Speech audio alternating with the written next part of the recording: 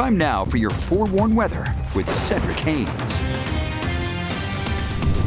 All right, good Thursday morning, Utah. Let's start you off with the Black Desert Sky Camera. At times, we're seeing some lightning showing up here. We've got some heavy rain coming down over southwestern half of the state. Here's Cedar City. You can see some of the heavy rain from time to time, some gusty winds. This is likely going to pick up more in Cedar City over the next hour, and we'll probably see more lightning showing up on that camera. In fact, let's go to forewarned radar. You can see here's our radar sweeping the sky there in southeastern Iron County, and there's Cedar City. Notice they're getting some rain there, but some of the heavier rain and the thunderstorms just off to your south and west, but they are drifting to the north and east. And notice how that trains and lines up basically right across portions of Washington County as well. So basically north of the hurricane area, especially as you get towards Ivins and over towards St. George, some very heavy rainfall and lots of thunder and lightning coming down. Not a great day to be at the bus stop, right? Here's a look at the radar without the lightning on top of it, and you can see the yellows and the reds. That's some torrential rainfall coming down, especially right along and just to the north of I-15, and this is slowly drifting up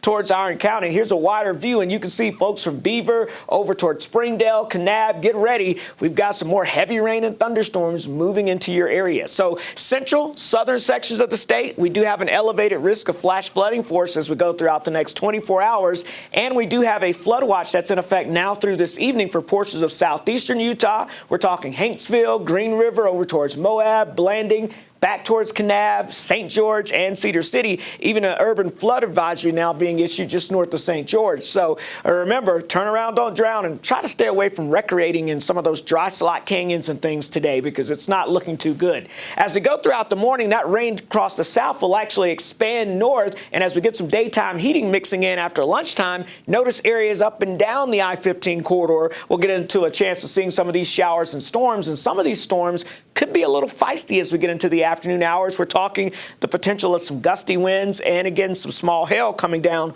along with that very heavy rainfall. So, yes, the flood threat will exist across southern Utah, but from north to south along I-15, from Logan down through Salt Lake City, down through Cedar City and St. George, there is that chance, a marginal risk, one or two of these storms could produce that gusty winds and the small hail. So we're going to watch that closely. Look at Friday. The chance of precipitation goes up, especially for areas along and east of I-15, so a higher chance of rain for some spots. And still on Friday, areas along at I-15 will also still have that chance of one or two of those storms becoming strong to severe. So we're going to be watching that along with that heavy rainfall threat.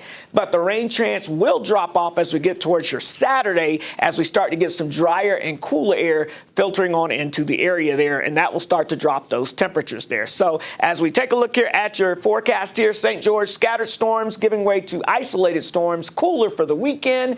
And then notice on the Wasatch Front, isolated storms, scattered storms, and highs not getting out of the 70s as we get towards your Sunday.